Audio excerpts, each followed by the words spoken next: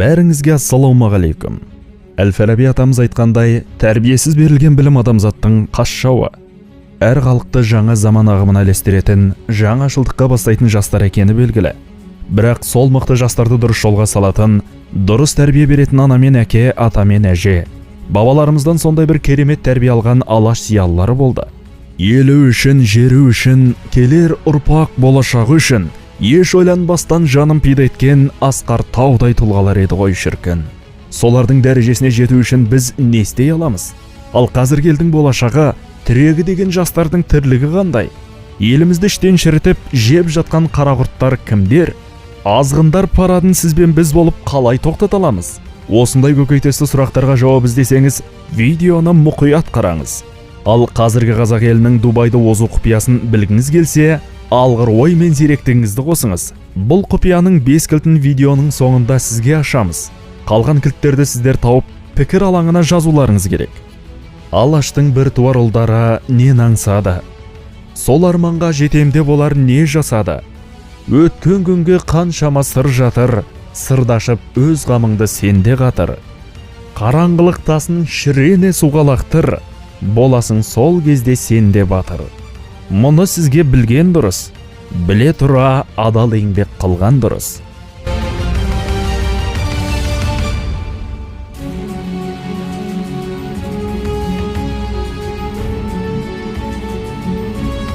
Алаш қозғалысының тарихы сонау 19 ғасырда бастауын алды. Абай, Ыбырай даналарымыз қазақ халқын терең ұйқыдан оятты. Қоғамның өзгеретінін жақсы сезген ғұлама аталарымыз жаңаша білім алу заман талабы екенін халық ұқтырды. Қазақ сауатсыз болды деген отаршыл ақ патша мен қызыл кеңестік үкіметтің саяси өтірігі еді. Қазақ халқы қай заманда болсын білімге жақын болды. Әрі сол 19 ғасырда да арабша хат таныған еді. Кең далада көшіп қонып ат құлағында ойнаған бабаларымыз арабша жазылған қасиетті Құран кәрімді оқу үшін медреселерде исламдық білім алған. Өз ортасынан озып шыққан балалар сол кездің Орта Азиядағы ислам университеттеріне оқуға барып, білімін ары қарай жалғастырған. Дегенмен 19 ғасырдың екінші жартысы қазақ даласына жаңа білім лебін алып келді. Ол леп батыстан соққан еді. Еуропада сол заманда колониялық дәуір шарқау шегіне жетті. Бірақ сонымен қатар индустрия қарқынды дамыды. Ғылым мен техника, мәдениет пен өнер әлемдегі ең жоғарғы деңгейге көтерілді. Еуропалық осы ойларды үйрену керектігін қазақ халқы түсінді. Сол себепті өскелең ұрпақты батыс білім мен өркениетін таныстыруға жіберді. Патшаның үкіметіне де даланың халқымен жақын араласу үшін орысша білім алған қазақтар керек еді. Дегенмен жаппай батысша оқыту мүмкін емес еді. Бұған негізінен екі зат бөгет болды. Ресей империясының қалаларында тұрып, білім алу үшін қомақты қаражат қажет еді. Екіншіден, бұған асыға таймаған жас жігіттер батыс мәдениетіне еліктеп өзінің кім екенін ұмыта ма деп халық қорықты. Дегенмен бұл екі бөгетте уақыт өте келе бұзыла бастады. Бастапқыда ауқатты отбасынан шыққан қазақтар ғана Орынбор, Омбы, Мәскеу, Петербург қалаларында оқыса, кейіннен кедей отбасынан шыққан балалар да оқуға түсе бастады. Көптеген бай азаматтар ұлт қамын ойлап, алғыр балаларды өздері іріктеп, жоғарғы оқу орындарына жіберді. Қазақ жерінде жоғары білім алуға өздері қатты ынталы болып, бар күшімен ұмтылған жастар да жеткіліктеді. Олар өз дегендеріне жету үшін барлық жігер қайратын салды. Соның арқасында аңсаған білімдеріне қол жеткізді. Екінші бөгет жай ғана қорқыныш болып шықты. Себебі анасының ақ сүтімен, әкесінің дана сөздермен дарыған тәрбиенің қаймағын ешқандай орта бұза алмады. Өзінің дінін, ділін, ұлтын, дәстүрін ұмытқан қазақ ол заманда өте сирек болды. Қазақ жастары оқуын бітіре сала туған жеріне қайтып, еліне қызмет қылуға асықты.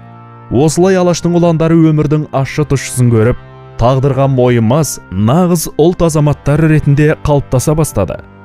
Ол заманда қыр баласына жат Ресей қалаларында тұрып білім алу әрине оңайға түспеді. Сол себепті олар бірін-бірі тауып, қолдау көрсетіп жақыным, туғаным деп демеп жүрді. Айбынды қазақ жастары білімінде озат болып қана қоймай, жаңа заман ағымын сезіп, саяси істерге араласа бастады. Одақтар құрып, газеттер мен журналдар редакциясын ашты. Ол редакцияларда апта сайын жаңа басылымдар шықты. 20 ғасырдың басында Ресей қалаларындағы қазақ жастары Серке, Қазақ, Айқап газеттерін шығарды. Ол газеттердің негізгі мақсаты қазақ елін, қазақ жерін жан-жақты таныту еді. Қазақ әдеби шығармаларын Ресей халықтары білсін, қазақ этнографиясын танысын деген мақсаттар қойылды. Ал патша үкіметіне осы газеттер арқылы қазақ даласына жаңа мектептер мен медреселер салынсын, ескілері жаңартылсын, жаңа технологиялар жетсін деген үндеулер тастады. Тіпті қазақ жеріндегі саяси, әлеуметтік, экономикалық проблемаларды ашық қозғады. Сол себепті газет редакциялары жабылып, басшылар мен қызметкерлерін қудалауға ұшыратты. Бірақ қазақ жастары сонда да тоқтамады. Ашық істеріне бұғау салынғандықтан жасырын әрекеттерге көшті. Белгілі кәсіпкер Алаш зиялыларының ұранын асқақтатып, қалың қазақтың көзін ашып, адамдарды түбегейлі өзгертіп жүрген Ахметбек Нұрсиланың жеке каналымен таныс болыңыздар. Бұл каналда 40 жылдық кәсіптегі тәжірибенің ащы және тұщы тұстарын, қазіргі қоғамның психологиялық ойларын өзгертіп, Алаш зиялылары ұлт көсемдерінің бізге қалдырып кеткен мұраларын көресіздер. Қазаққа жаны ашып жүрген жандармен өткізіп жүрген ой түбінде жатқан сөз атты сұхбат айдары да бір төбе. Патриоттығын сөзбен емес, іс әрекетімен көрсетіп жүрген Ахметбек Нұрсиланың каналын білген дұрыс. Каналдың сілтемесін сипаттамадан таба аласыздар. Дәл қазір тіркеліп, қазақ ютубының дамуына шаңның тозаңындай болсын, үлес қосыңыз. Империядағы патшалық езгіге қарсы саяси топтардың әрекетін саралап, олардың ішінен қазаққа көмек беретін, экономикалық әлеуметтік жағдайын жақсартатынын іздеді. Елге оралған жастар мұғалім болып жұмыс жасап, жаңа буынды қалыптастырды. Қазақ жерінде де газет, журналдар редакцияларын ашып, хабарды халыққа дер кезінде жеткізуге тырысты. 20 ғасырдың басы тың жаңалықтарға толы еді. Әлемнің бетбұрысы мүлдем жаңаша болды. Қазақтың сол жаңашылдықтан тысқары қалып қоймауы үшін, прогрестің желін қазақ даласына да жеткізу үшін Алаш зиялылары бар күшін сарп етті. Қолынан келгенше қаражат жинап, мектептер ашып, балаларға еуропалық білім беруге тырысты. Осындай жаңашыл ойларды іске асыру үшін ауқатты бай қазақтардан көмек сұрады. Өз қаражаты есебінен мектеп, пошта, телеграф, баспасөз орталықтарын ашып, халық игілігіне берген ұлтжанды ауқаттылар да болды. Ауқатты бай қазақ болса, кулак, сатқын, қанаушы, феодал, ақтардың шоқпары деген жалалар кеңестік қызыл террордың жалған айыптауларының бірі еді. Байлардың ішінде де елдің қамын, отан берекесін ойлағандар жеткілікті еді. Солардың бірі қазақтың алғашқы меценаты аталған Әбілғазы Қараманов еді.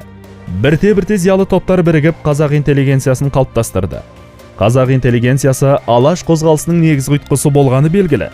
Бірақ Алаш бұл белгілі бір топтың ғана одағы болмады. Бұл жалпы қазақтық ұлттық бірігу еді. Алаш құрамында шыққан отбасына, біліміне, басқа да әлеуметтік экономикалық статустарына қарамай барлығы жұдырықтай жұмылып, отаны үшін еңбек етті. 1905 жылы патша орыс-жапон соғысында жеңіліп, саяси абыройы айрандай төгілді. Аралдық мемлекет алпауыт империяны тізе бүктіруі үлкен масқыр еді. Сол себепті патшалық билік әлсірей бастады. Оппозициялық саяси қозғалыстар күш алды. Олар өз талаптарын патша үкіметіне ашық қоя бастады. Империя бойынша толқулар мен демонстрациялар жүріп жатты. Зиялы қауым өз ойларын патшаға жеткізу үшін үндеулер жасап, реформалар керектігін алға тартты. Алаш та осы сәтті пайдаланып, қазақ елінің мұң-мұқтажын айтуға петиция жазды. Ең алғашқы рет Алаштың саяси күш ретінде өздерін көрсетуі қазіргі Қарқаралы өлкесінде болды. Қарқаралы жерінде бұл оқиғаның болуы жай емес еді. Себебі Алаш интеллигенциясы осы бір қалада топтаса бастаған еді. Бұл қалада Шығыс Еуропадан патшаға қарсы шыққан саясаткерлер де жер аударылған болатын. Олар ақ үкіметтің барлық ісін әшкерелеп, тұтанып тұрған отты жалынға айналдырды. Осылай қасиетті Сарыарқа жерінде Алаштың алғашқы күресі басталды. Бұл күрес жолы бүкіл қазақ жерін шарпып, халықты азаттыққа көтерді. Қарқаралы петициясын ұйымдастырған болашақ Алаш орданың басшылары еді. Әлихан Бөкейханов, Міржақып Дулатұлы, Ахмет Байтұрсынұлы, Жақып Ақбаев, Мақсұт Бекметов, Нығмет Нұрмақов сынды азаматтар халықтың үнін жеткізуге бар күшін салды. Петицияға 14 мыңнан астам қол қойылып, патшаға жөнелтілді. Ресей патшасы мұндай сауатты заманауи түрде өз ойларын, мұң-мұқтажын жеткізген халықтан қатты сескенді. Бастапқыда губернаторлар арқылы халықты алдап, жалған уәделер берді. Бірақ толқулар басылысымен өзінің қазақ даласындағы позициясын күшейтуге тырысты. Шұрайлы жерлерден жергілікті халықты ығыстырып, 2 миллионнан астам славян шаруаларын Қазақстанға көшірді. Петербургда Николай патша халықты тыныштандыру үшін мемлекеттік дума құруға мәжбүр болды. Ол қазіргі парламенттің аналығы еді.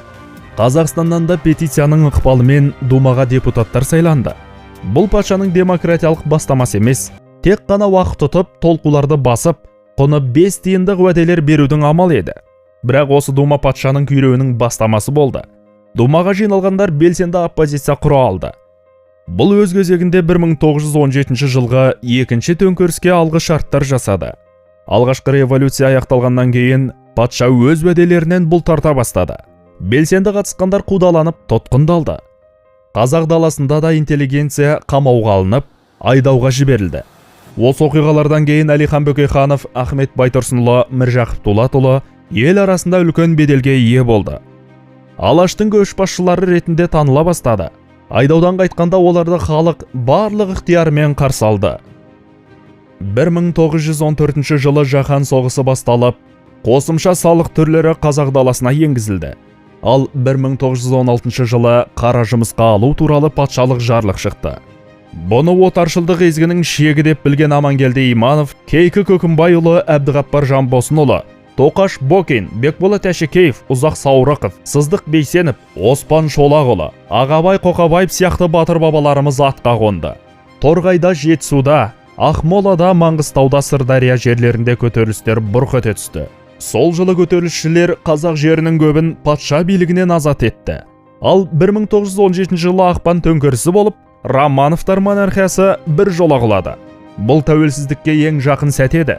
Қазақта ел қорғайтын батырлар да, ел басқаратын білімді зиялылар да жеткілікті болды. Ендігі бірігіп, азаттыққа қол жеткізу ғана қалды. Алаштың аңсаған арманына қол созым жер қалғандай сезілді. Алаш белсенділері уақытша үкіметті қолдап, Қазақстанда жергілікті өзін-өзі басқару органдарын құра бастады. Қала, ауылдарда азаттық үндеулері жасалып, қазақ отаршылдық езгіден шығатын жолға аяқ басты. Бірақ аяқ астынан Петерборда қазан төңкерісі болып, билік большевиктер қолын өтті. Уақытша үкіметтегі білімді интеллигенция шеттетіліп, орнына қанды балақ жұмысшылар мен дезертир солдаттар бастаған үкімет келді. Бұл миллиондаған халықты қыратын, қатыгездігі бойынша Гитлердің саясатынан асып түспесе кем түспейтін үлкен қасіреттің бастамасы ғана еді. Әлихан Бөкейханов ақпан революциясынан кейін билікке келген, уақытша үкіметті құрған петерборлық интеллигенцияны да, Ленин бастаған коммунистерді де оқу кезінен жақсы білетін. Сол себепті заманның бет бұрысы бұралаң екенін сезді. Алаш басшылары шұғыл түрде үкімет құрып, тәуелсіздік алуға ұмтылды. Алаш автономиясының құрылуын екінші жалпы қазақ съезінде жариялап, Әлихан Бөкейханов қазақтың тұңғыш президенті болып сайланды. Еліміздің алғаш конституциясы қабылданып, алғашқы қазақ милициясы құрылды. Оның негізгі мақсаты дезертир солдаттар мен ақ гвардияшылардың ойранынан бейбіт халықты қорғау еді. Мұның бәрін бақылап отырған Ленин мен Сталин бастаған большевиктер Алаш орданың күш алуынан қатты сескенді. Сондықтан автономияны мойындап, кеңестер қолдайтынын жеткізді. Ақиқатында бұл олардың соғыста жеңіп, күш алғанша жасаған уақытша құйтырқа малы еді. Большевиктер қазақтың батыр азаматтары мен интеллигенциясын біріктірмеуге бар күшін салды. Оларға қазақ жерінде мықты мемлекеттің құрылуы мүлдем қажет емес еді. Жалған теңдік, бостандық лозунгтарын көтеріп, халықтың көбін өз жағына тартты. Халқы үшін жанын пида етуге дайын Амангелді батыр да, қызылдардың халықты құтқарамыз, жағдайын жасаймыз деген сөздеріне сеніп қалып, кеңестерді мойындады. Оның адал досы Кейкі Көкімбайұлы да бастапқыда Амангелді қай жақ, мен де сол жақпын деген еді. Бірақ уақыт өте келе большевиктер бейбіт ауылдарды шауып, ақ гвардияшылардан еш айырмасы болмады. Сол кезде ол өзінің халық арасында кеңінен тараған қанатты сөзін айтты. Ақ орыс та, қызыл орыс та бір орыс. Осы арқылы жат жерлік екі үкіметте қазаққа пайда келмейтінін ашық жеткізді. Бірақ сол бір дүрбелең кезде ел бір жағадан бас, бір жеңнен қол шығара қоймады. Большевиктер тегі бір халықты бөліп, біріне бірін айдап салу үшін әр түрлі құйтырғы әрекеттерге барды.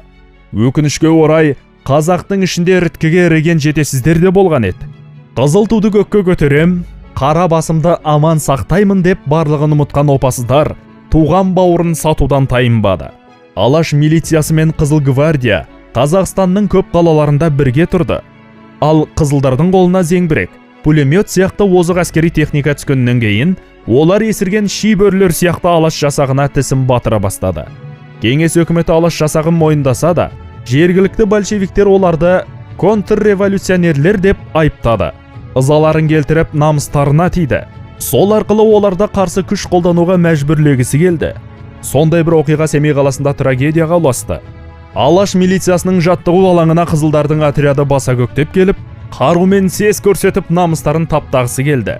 Шынығу жаттығулары болғандықтан алаштықтардың ешқайсысы қару алмаған еді. Ешкімге есесін бермеген ер мінезді жасақтың басшысы 25 жастағы Қазы Нұрмұхамедұлы намысқа шыдамай, қызылдарды сабасына түсірмек болады. Қазақ жігітінің бұл айбарынан қорыққан большевиктер мылтыққа қол салып, опасыздықпен Нұрмұхамедұлын атып өлтіреді. Бұл оқиға тарихта алаштың алғаш құрбаны деп аталды. Алаш автономиясын нығайтуға уақыт тым аз еді. 1920 жылдарға қарай Қызыл армия азамат соғысында жеңіп, кеңестер бұрынғы империя жерінде толығымен орнады. Көп замай бастапқы уәдесінен тайған Ленин Бөкейхановқа алаш автономиясын таратып, өкілдерін кеңестік қазақ автономиясына қызметке кіруге шақырды. Бұл ұсыныс астарында еркін таратпасаң, әскермен таратамын деген үндеу жатқанын алаш басшылары жақсы түсінді. Күштің тең еместігін білген Әлихан Бөкейханов қызылдар қырғын бастамауы үшін үкіметті де, милицияны да таратуға шешім қабылдады. Әлихан атамыздың өзін Мәскеуге шақыртып, қазақ даласынан бір жолата аластатты. Алаш басшылары өз өкілдеріне елі үшін еңбегі сіңсін деп, кеңестер құрамына кіруге рұқсатын берді. Шынымен де, алаш зиялылары қазақ кеңестері құрамында аз уақыт қана болса да, үлкен еңбек сіңіріп кетті. Қазақ автономиялық социалистік республика құрамына Жетісу, Сырдария, Қостанай, Семей, Маңғыстау облыстарын қайтарды. Өз ойларын ашық жеткізіп, ұлт тағдыры үшін күресті. Мұның бәрі Мәскеудегі басшылыққа ұнамады. Сол себепті қазақтың белсенді қайраткерлерін қызметтерінен босатып, қуғынға ұшыратты. Бірнеше рет тұтқындап, сол арқылы жасымас жігерлерін сындырғысы келді. Мұның барлығы бос әуре екенін түсінген большевиктер оларға қисынсыз жалалар жауып, жазықсыз қазаға ұшыратты. Өз ұлтын жойылудан сақтау үшін адал еңбек ету ол заманда қылмыс еді. Репрессия жылдары 118 мың қазақ сотталып, оның 25 мыңы ату жазасына кесілді. Олардың барлығы көзі ашық, білімді азаматтар еді. Қазақ халқының ең үздік генофонды Сталиннің арнайы тапсырмасымен осылайша жойылды. Орта Азияда құрбандар саны бойынша ең үлкен қасіретке ұшыраған тек қазақ елі еді. Өмір бойы әділет жолында күресіп, хақ жолдан таймаған бабаларымыз келер ұрпақтың жарқын болашағы үшін құрбан болды. Уақыт өтіп, алаш аңсаған азаттыққа жеттік. Олардың ізбасарлары ретінде елімізді алға бастайтын бізбіз. Ешкімнің езгісіне қайта түспеуіміз үшін, бабалар сыйлаған азаттығымызды сақтау үшін жұмылған жұдырықтай бірлікте болуымыз тиіс. Бір жағадан бас, бір жеңнен қол шығарсақ қана әлемдік сахнада ықпалымыз болады. Бұл видеоның негізгі мақсаттары өшкен рухымызды қайта жаңғырту, жастардың намысын ояту, басқа ұлттарға еліктеуді тыю. Нағыз еліктейтін азаматтар ол алаш қозғалысының зиялылары екенін еске түсіру. Қазақтың болашағын жасайтын біздер елімізде осындай тақырып қозғалса, ұятмендер, қайдағы жоқты айта бересіңдер, заман өзгерді деп айтатындар көбейді. Бірақ бұл қазақты түбі құртатын ойлар. Себебі біздің айтқан сөздеріміз ғылыми фактілерге сүйенген. Сенбесеңіздер, өз ұлттық бірегейлігін ұмытып бара жатқан халықтың қанша жылда құрдымға кететінін тексеріп көріңіз. Бізге сенбесеңіз, жойылуға ең жақын 10 мемлекетті ғаламтордан ерінбей тауып қараңыз. Құрдымға кетудің ең басты себебі отбасы институтының жойылуы. Жақсыдан үйрен, жаманнан жирен деп қазақ халқы жай айтпаған. Басқа елдердің жақсы жағын алсақ, жиіркенішті жақтарынан алшақ болуымыз керек. Бір жынысты некелер, еркек шора әйелдер, әйел жанды еркектер ақыр заманның белгілері. Соңғы жаңалықтарды көріп, отанымызда азғындар парады болуы мүмкін екенін естіген шығарсыздар. Бұған жол берсек, Алланың қаһарына ұшырайтынымыз анық. Қазіргі жастардың көбінің тірлігін көріп, алаш зиялылары риза бола ма? Соны ойлайықшы қалайық. Ата-бабаларымыз денесін жалаңаштап, боғауыз сөз айтатын қыздар ер мінезін ұмытып, өне бойын бояған жігіттер үшін күреспеді. Міржақып атамыз айтқандай, ояну керек қазақ халқы. Жоғарғы оқуға ата-аналарымыз қыдырсын, сауық сайран құрсын, күнәға батсын деп жібермейді. Білім алып адал қызмет жасасын, еліне сыйлы таудай азамат болсын деп жібереді. Алаш жастары не істеді? Біз не істеп жатырмыз? Ойланайық. Уа халайық, елімізді құтқаратын сәт келді. Қазақты жайлаған дертті уақытында жоймасақ, кейін кеш болады. Біз айтқан 90 ауыз сөздің тобықтай түйінін Ахмет Байтұрсынұлы 100 жыл бұрын айтып кеткен. Басқадан кем болмас үшін біз білімді һәм күшті болуымыз керек. Білімді болуға оқу керек. Бай болуға кәсіп керек. Күшті болуға бірлік керек. Осы керектердің жолында жұмыс істеу керек. Біз де Дубайдай бай бола аламыз. Оған жетудің басты кілттері мәдениет, тіл, дін, діл, дәстүр. Осы 5 нәрседе біздің болашағымыз жатыр. Осы 5 нәрсе дүниенің байлығынан да бағалы емес пе, достар? Ұлттың жарқын болашағын құрастыруға сізбен біз болып атсалысайық. Ұлт тағдыры хэштегі арқылы осы видеоны барлық әлеуметтік желілерге таратыңыздар. Әр қазақтың терең ұйқыдан оянуына септігіңіз тисін. Видео ұнаса міндетті түрде лайк басып кетіңіз және арнаға жазылып қасында шыққан қоңыраушаны басып қойыңыз. Өз пікірлеріңізді комментарийға қалдырып кетіңіз, біз міндетті түрде оқитын боламыз. Сондай-ақ, видеоны тарату тетігі арқылы барлық әлеуметтік желілерге таратып жіберіңіз. Мәтінді оқыған Айдос Оразай, жазған Сапар Боранбай. Сіз үшін білген дұрыс.